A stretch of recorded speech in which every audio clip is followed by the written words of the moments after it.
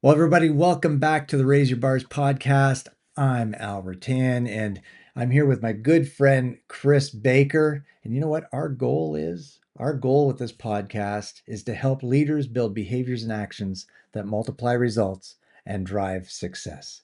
Chris, how are you doing today? I'm doing great, Alan. I've honestly, I've really been looking forward to this episode because we're tackling something that I think is the absolute bedrock of leadership. Hmm. We can talk strategy, vision, execution all day long, but without today's topic, honestly, none of it really works. Yeah, that's so true. You're right, Chris. And today we're diving into self-awareness. This is really a foundational stepping stone in leadership. We're going to explore Mhm. how to understand your strengths and blind spots, develop some emotional intelligence, and using tools for self-reflection that can actually transform the way you lead. Yeah, and here's the thing, Al.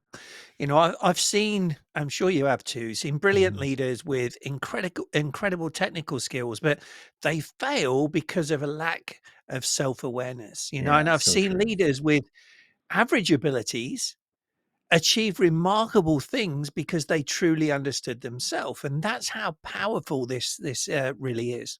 Yeah, that's so true. And let's start with the basics. What do we actually mean when we're talking about self-awareness in leadership? Chris, how would you define that? Yeah, it's a great question, and I think of self awareness as having, let's say, an accurate understanding of who you are, Hmm. right? It's knowing your values, it's knowing your strengths, it's knowing your weaknesses, and how your behavior impacts other people. Seeing Yeah. yourself clearly, right? Not through rose tinted glasses or through an overly critical lens in the other way. Yeah, absolutely. That's so good. I love that. And I'd add that self-awareness sort of has these two dimensions, right? The internal self-awareness, which is understanding, our own emotions, our feelings, Mm. our values, and our aspirations. And then there's that external self-awareness, which is understanding how others are perceiving our actions, right? And both are really critical. They are, and it's such an important distinction, Al. Um, I've worked with leaders who were very introspective, right, but had no idea how they came across to their teams. Honestly, I was probably like that myself Yeah, at one me too. point. Yeah. And I've worked with leaders who were laser focused on their image, but they were completely disconnected from their own values. Oh, and that really can do so much damage to an organization if you're For sure. disconnected with that, right? Yeah. So let's talk about strengths. One of the first steps in building self-awareness is really understanding what you're naturally good at. And I don't Mm. just mean your technical skills and abilities. I mean your natural talents, your thinking patterns, the things that energize you. Yeah, and this is where tools like disc assessments that we both use Hmm. in our work is that they become so valuable. I tell you, when I first took a disc assessment in it was 2018, right? Mm. It was like someone handed me a user manual for myself. I finally understood why I approached problems the way I did and why I sometimes clashed with certain personality types.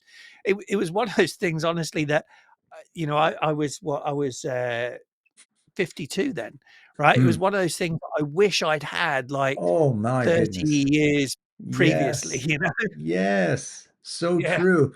And I'll tell you folks, so like Chris and I spent a lot of years now working with DISC and doing, well, thousands of DISC assessments on people, Mm. literally thousands through our business. And it's funny that Chris is a DC, so he's that direct, cautious type, very task oriented, and I'm an IS, which is that inspirational, supportive type, very people oriented.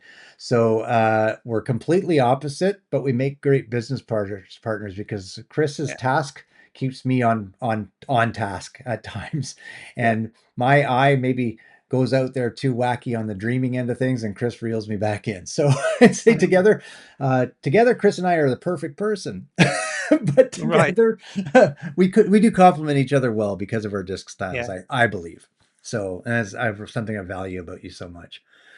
Yeah. Now, again, disc is something that, like I said, we've used extensively with our clients, and these aha moments they have as we're taking them through them is really incredible. These Mm, leaders suddenly understand why they communicate the way they do, and why certain tasks drain them, and why they naturally excel in other areas. And this is really powerful self knowledge. it is, and here's where it gets really interesting, Al. You know, the flip side of every strength is a potential weakness. You know, your Hmm. greatest asset can become your biggest liability if you're not aware of it. Yeah. Can you give us an example of that, maybe, Chris? Sure. I mean, you know, let's say that that someone is naturally decisive, right? That's a Hmm. tremendous strength in leadership. But if you're not aware of it, that decisiveness can turn into bulldozing over your team, you know, not Hmm. listening to input, making Hmm. snap judgments without enough information. So that strength can become a blind spot. Yeah, that's such a good point. And I've seen that play out so many times, right? And the Mhm. leader who's great at building relationships might avoid difficult conversations. The detail-oriented leader might get lost in the weeds and miss the big picture. Every strength has this shadow side. Exactly. And that's why we call them blind spots, right? It's Exactly. Yeah. the definition of that is that we can't see them ourselves. Hmm. Right? We need feedback. We need honest input from others, and we need the humility to accept that we don't have a complete picture of ourselves.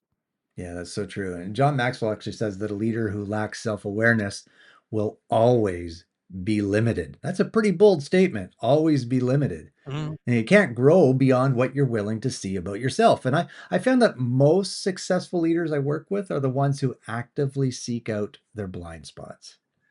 yeah, it's just on that, Alice, you can't grow beyond what you're unwilling to see about Mm. yourself, right? Hmm. And Hmm. that's the point. Is some of us might say, "Yeah, I'm willing to see this, but I'm unwilling to see that," right? Right. I don't want to be seen as as being the decision maker, or I don't want to be seen as being the task oriented and not the people oriented.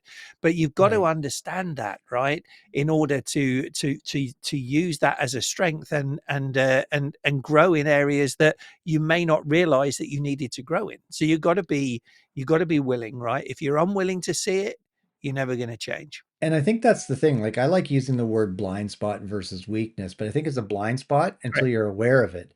If you don't act on that awareness, that unwillingness comes into play to act on that new awareness, then it becomes a weakness and it could be your Yeah. downfall.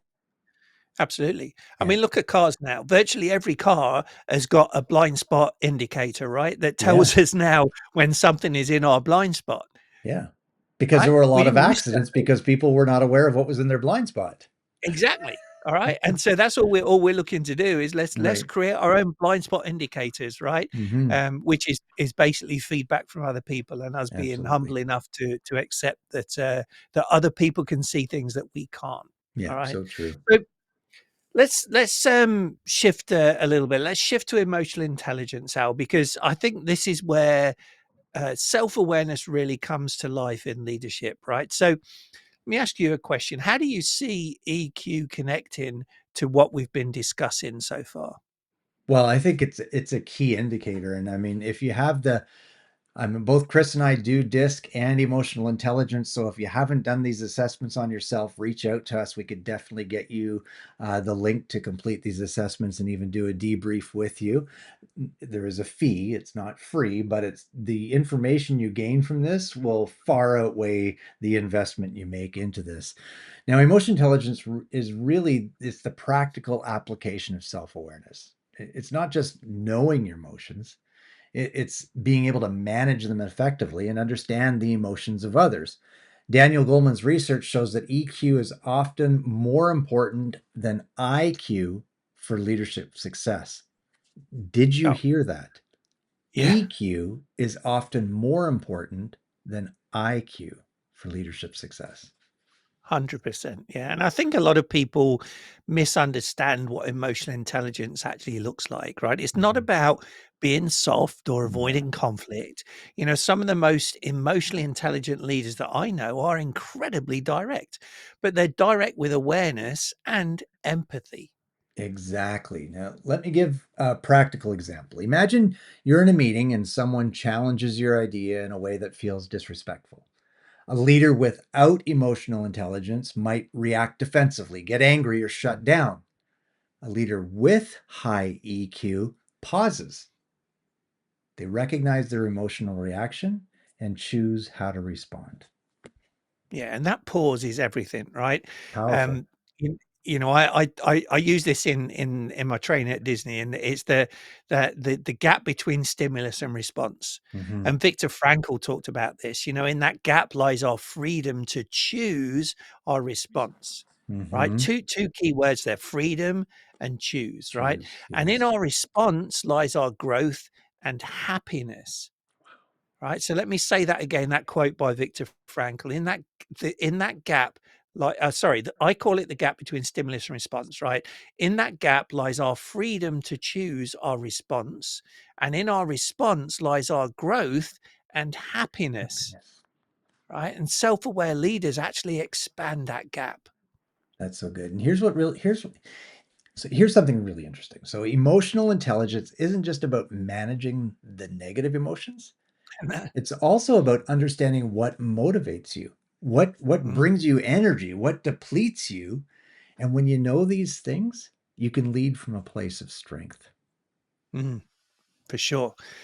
Um, I want to talk about empathy for a moment, Al, because Yeah, good it's idea. a crucial component of Hmm. EQ, and EQ is emotional intelligence. If people are wondering that, and empathy is something that sometimes gets overlooked. Hmm. Empathy isn't just feeling what others feel; it's understanding their perspective, even when you disagree with it. Yeah, that's so true. And in leadership, empathy allows you to connect with your team on that deeper level. And when people feel understood, they trust you more. They're more Mm, engaged. They're more willing to go that extra mile. But you can't truly empathize with others until you understand yourself. no, so Al, expand on that connection a little bit. Yeah, for sure. If you're not aware of your own biases, your own emotional triggers, your own assumptions, guess what? They're going to color how you perceive others.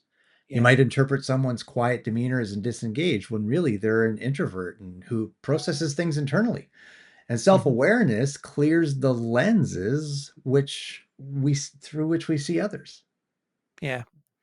And I'm sure you have as well. I've definitely seen this play out Hmm. in team dynamics like many, many times. When a, Hmm. a leader develops greater self awareness, what happens is you get that ripple effect, right? It ripples out to the entire team. They create psychological safety because they're not projecting their own insecurities onto others. Yeah, and in that safety allows for that honest feedback, that innovation, that healthy conflict, all of which are essential for high performing teams. It comes back to Mm, the leader's self-awareness. yeah. So cool. So cool. Yeah. So let's get practical, right? We've talked about why self-awareness matters and how it shows up in emotional intelligence, but how do leaders actually develop it? What tools and practices would you recommend? Well, that's a great question, Chris. And the first tool I recommend is regular journaling, right? I know Mm, you've journaled for a lot of years, and just that simple putting pen to paper and journaling, your day can be an amazing growth experience for you. I know some leaders roll their eyes at this, but there's really powerful research behind it. Writing forces you to articulate your thoughts and your emotions in ways that just thinking about them, it doesn't really do it. yeah. I did journaling. I started it probably about 5 years ago, right? And Hmm. I did it for 2 years solid, every single day. It was part of my morning routine, and it was Hmm. it was transformative. Even just 10 minutes, either in the morning or at the end of the day, whatever it was, asking yourself simple questions like what went well, what didn't go well, how did I show up as a leader today?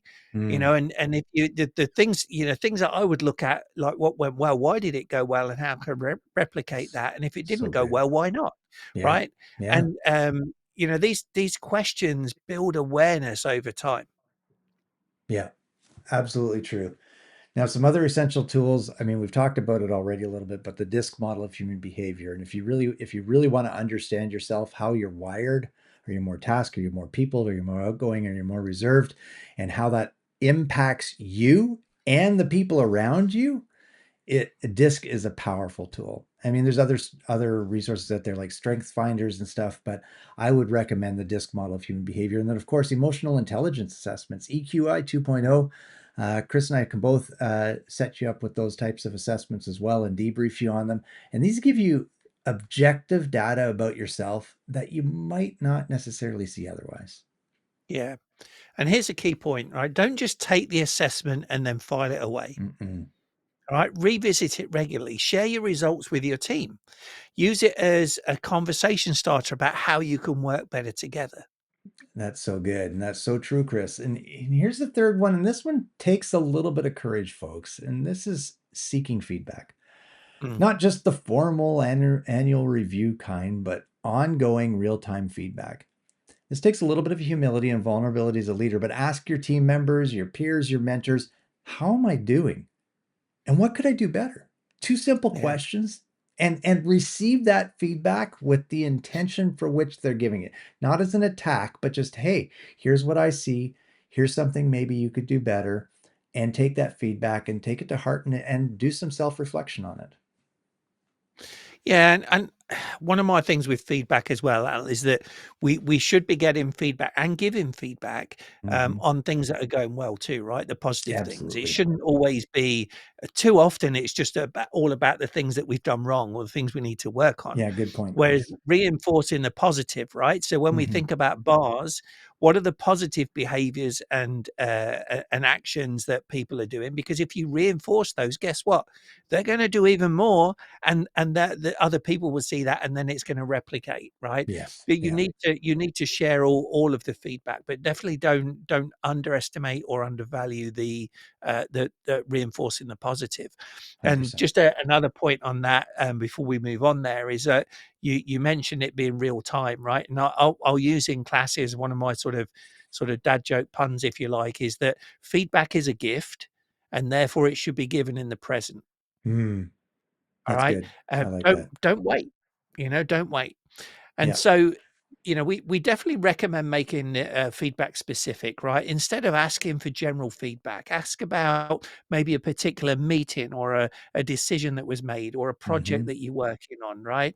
The more specific you are, the more useful the feedback will be. Yeah. And here's the fourth thing is working with a coach or a mentor. Having Mm, someone outside your situation who can hold up a mirror and ask you challenging questions. And this is invaluable. And a good yeah. coach sees things you can't see and helps you connect the dots. And again, not to, this isn't a promote Al and Chris podcast, although it is by way, but both Chris and I are certified coaches and we can help you in this area. And honestly, if we have a meeting together to discover a discovery call to see if we're a good fit and we're not, then maybe Chris can help you. And if you're not a good fit with him, then maybe I can help you. And if not, we can point you in the direction of somebody who can. Yeah, But coaching is a powerful tool. for sure. And the last thing, I mean, it shouldn't be the last thing, but it's last in this list, right? Yeah. Is adding mindfulness and meditation. Even just a few minutes of quiet reflection each day will increase your ability to observe your own thoughts and your emotions without getting caught up in them. Hmm. And Right? folks, these, It doesn't have to be a structured meditation thing, right? Where oh you're no. chanting things or you're listening to it. Just again, just take that time, a Yeah. few minutes where you've not got your cell phone, right? You've not got the Hmm. TV on, you've not got any noise. It's just you and whether you close your eyes or what it is, but just like let yourself go and just you can also think about what you're grateful for in that time, Right. right? Exactly. And that will be a huge help to you. You know, just some of that deep breathing or up from your desk and take a walk around the building or something, or take a walk on your Mhm. lunch break. All these things are Yeah. amazing tools to help you decompress and refocus and show up as the best version of yourself. Now, Yeah. all of these tools we talked about today, they aren't one-time activities. Self-awareness is really, it's a practice. It's something you develop over time through consistent effort and intention. Yeah, for sure. I mean, what we're looking at doing is creating good habits, right? Exactly. And good habits are created intentionally. I guarantee that any of the habits you've got that you haven't intentionally created are probably bad habits, right? So, Probably. um, Yeah. Al, as we wrap up today, we always like to leave our listeners with a challenge, right? And so this week, um, that challenge is to choose just one of the tools that we've discussed today and commit to practicing it. Hmm. Right? Maybe it's journal for 10 minutes each day, right? Maybe it's asking for specific feedback from one person or from a team, or taking time to really reflect on your disc results, or putting in that sort of mindfulness and meditation Hmm. practice each day. So good. I love that. And remember, self-awareness isn't about, it's not about achieving perfection, right? We're not Mm-mm. expecting everybody to be perfect here. But it's about progress. It's about knowing yourself well enough that you can lead others from this authentic place. And when you understand your strengths and your blind spots, and when you develop emotional intelligence, and when you practice self-reflection, guess what? You become the kind of leader that people want to follow. Yeah, and it 100% is not about perfection, because perfection No, doesn't exist. Because exactly. if it did, we couldn't continually improve, right? Because Hmm. perfection means it's as good as it gets. Yeah, And we are believers in continuous development, continuous exactly. improvement. So Exactly. strive for that excellence. And Yeah. remember that at the end of the day, you can't take people further than you've gone yourself. Leadership development starts with self development, and self development starts with self awareness. Yeah. Beautifully said, Chris. Hey, folks, I want to thank you all for joining us on the Raise Your Bars podcast today. Remember, your behaviors plus your actions multiplied by your results equals your level of success. So keep raising your bars, and we'll see you next time. Yeah. Take care, everyone.